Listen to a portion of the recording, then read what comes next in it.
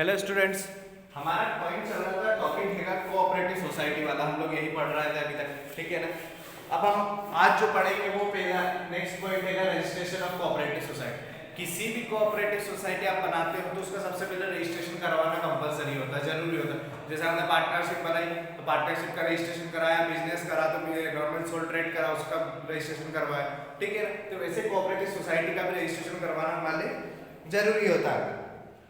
अब रजिस्ट्रेशन करवाने के लिए सबसे पहले तो आपको सिंपल सी बात है, मैं बुक में से भी नहीं देखता हूँ तो भी बोल सकता हूँ, किसी भी कोऑपरेटिव सोसाइटी का रजिस्ट्रेशन करवाना तो सबसे पहले क्या चाहिए, उस कमेटी का सोसाइटी का नाम, ठीक है ना, नाम पता है एड्रेस, वो फिर जितने मेंबर हैं जितने सदस्य उनका नाम पता है एड्रेस, सभी के अधिकार, ठीक है ना, कि कौन सा जितने भी मेंबर बने हुए हैं, मिनिमम उनमें 10 मेंबर्स बोले थे, तो जितने भी मेंबर हैं उन लोगों का नाम पता एड्रेस हो गया, उनके राइट्स देने पड़ेंगे उनको, ठीक है ना, कि किसका कौन सा अधिकार रहेगा, किसको कौन सा राइट्स मिलेगा। उसके बाद हम अगर नेक्स्ट पॉइंट पे आ जाते हैं तो ये बोल सकते हैं कि और बिजनेस में क्या चाहिए, एड्रेस हो गया, ठीक है ना, रजिस्ट्रेशन पे अब हमने करवा लिया, उनके राइट्स भी दे दिए। अब वोटिंग का क्या अध्यक्ष चुना जाएगा तो किस तरीके से चुना जाएगा वो भी आपको लिखना पड़ेगा। नेक्स्ट हम आगे बढ़ते हैं तो बहुत सारे एग्जांपल हो जाते हैं जो भी रजिस्ट्रेशन में ले सकते हैं कि अगर जैसे बोला जाए कि बैठक बुलाने का जो मीटिंग वगैरह होती है वो कब बुलाई जाएगी, कैसे बुलाई जाएगी, मंथली मीटिंग कब रहेगी, उनका प्रॉफिट किस हिसाब से बांटा जाएगा, ये सारी चीजें क्या हो जाती है कि रजिस्ट्रेशन में आपको लिखना पड़ती है, ठीक है। रजिस्ट्रेशन आप उसका पढ़ लो पार्टनरशिप का, उसमें भी यही सारे पॉइंट थे और यहाँ पर भी सारे यही पॉइंट हैं। अब आता है next advantage of cooperative society. अब एडवांटेज कौन कौन से होते हैं, पहला बोल सकते हैं कि यहाँ पर जो सोसाइटी बनाई जाती है इसमें साथ सुविधा हमें बहुत सारी फैसिलिटी मिल जाती है। हम मेंबर बन जाते हैं तो हमें अगर लोन लेना है तो वो मिल जाता है हमें, ठीक है ना। हमें कभी कोई इमरजेंसी होती है तो वहाँ से हेल्प हो जाती है हमारी, पहला एडवांटेज ये हो गया। सेकेंड एडवांटेज की बात करते हैं तो आपको किसी भी फील्ड में, ठीक है ना, जो सोसाइटी बनाई जाती है कि अगर आपको लोन चाहिए, ठीक है ना, कम ब्याज पर मिलता है, ताकि इसमें ये होता है कि आपको बाहर किसी और से लेना, आप मेंबर बन गए उस कमेटी के, उस सोसाइटी के, ठीक है, आपको जरूरत है, आपको लोन चाहिए तो वो दे देगी आपको, वो भी मिनिमम इंटरेस्ट के साथ में, कम से कम ब्याज पे, ठीक है। नेक्स्ट दिया है कि मध्यस्थों की समाप्ति। अब जब आपको लोन वगैरह लेना रहता है या फिर कोई सा भी काम करवाना पड़ता है तो आप डायरेक्ट अपनी सोसाइटी में खुद ही मेंबर है ना, तो खुद ही उनके साथ मीटिंग के साथ में आप कर सकते हैं। आपको ये नहीं रहेगा कि मेरे को अगर बैंक से लोन लेना तो कोई एजेंट पकड़ना पड़ेगा, ठीक है, नहीं, आपको कोई एजेंट वगैरह की जरूरत नहीं, आप खुद ही उस सोसाइटी के मेंबर है तो आप डायरेक्ट जाकर वहां से लोन या फिर कोई सी भी जो सुविधा बाकी है वो ले सकते हैं। मूल्य नियंत्रण। अब जो सोसाइटी होती है कि यहाँ पर एक फिक्स रेट बनाया जाता है, ठीक है ना, फिक्स रेट बनाया जाता है कैसे, उसमें क्या होता है कि यार कोई सी भी सोसाइटी है जहाँ पर राशन वगैरह मिलता है तो वो मिनिमम कॉस्ट में, ठीक है ना, जितने कम में माल बनता है अच्छे से अच्छा ग्रुप से बना के आपको प्रोवाइड करते हैं, अच्छे से अच्छा माल आपको दिया जाता है, ठीक है ना, कम से कम प्रॉफिट मार्जिन रखते हो। मार्जिन कितनी रखी जाती है अपनी लेबर वगैरह और जो नॉर्मली सबको सैलरी वगैरह देने उतनी।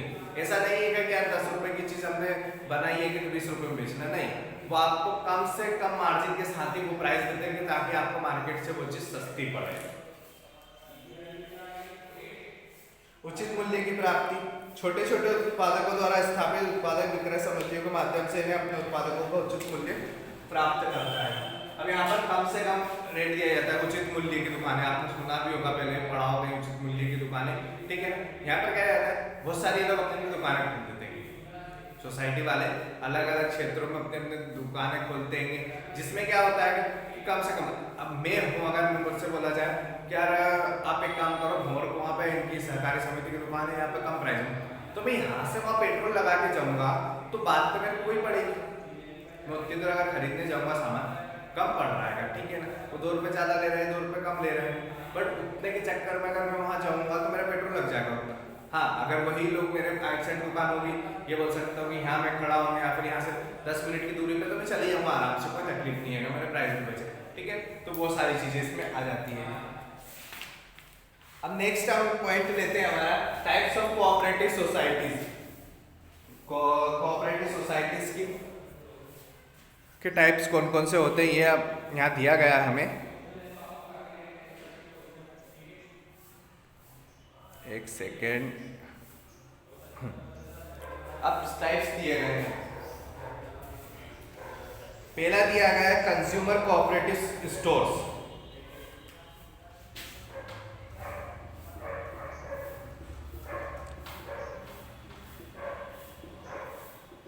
कंज्यूमर कोऑपरेटिव स्टोर्स,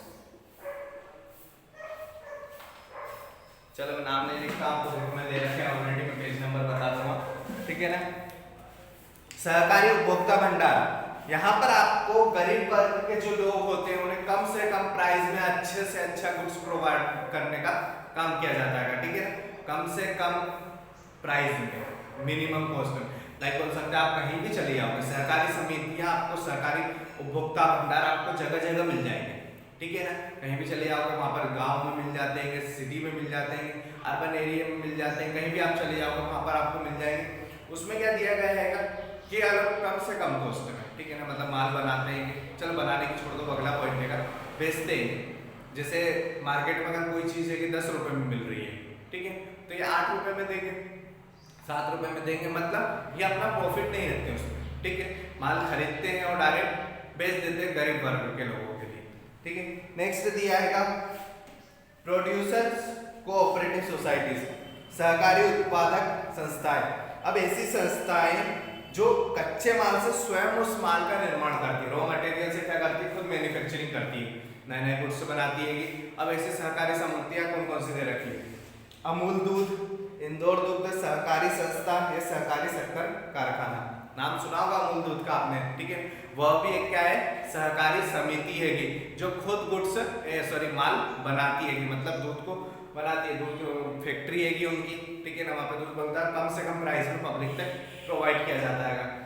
इंदौर दुग्ध सहकारी संस्था। फिर नेक्स्ट दिया है क्रेडिट कोऑपरेटिव सोसाइटी, सहकारी साख संस्था। अब ये ऐसी हो गई है जहाँ पर बैंक बोल सकते हैं इनको, ठीक है ना।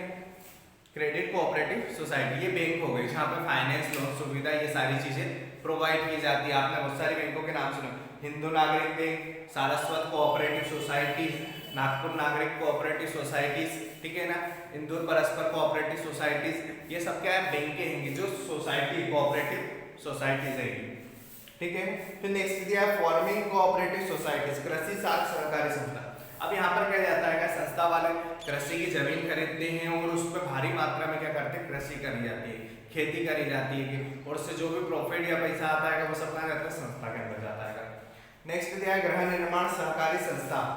अब ये सोसाइटी वाले क्या करते हैं, जो गृह निर्माण होती है, ये बोल सकते हैं हाउसिंग कोऑपरेटिव सोसाइटी। ये लोग अगर सिंपल सी बात बोले जाए तो प्लाट खरीदते हैं, जगह खरीदते हैं, ठीक है ना, वही जगह खरीदने के बाद किसको बेच देते हैं, अपने सदस्यों को, जो सोसाइटी के मेंबर, उन्हीं को बेच देते हैं, या फिर उसमें मकान बना के बेच देते हैं। बहुत सारी ऐसे फ्लैट वगैरह जो कोऑपरेटिव सोसाइटीज होती है, ठीक है ना, ये वहीं के वही लोग जमीन खरीदते हैं, फिर उसमें मकान बनाकर वहीं के उन्हीं के मेंबरों को बेच देते हैं, ठीक है ना।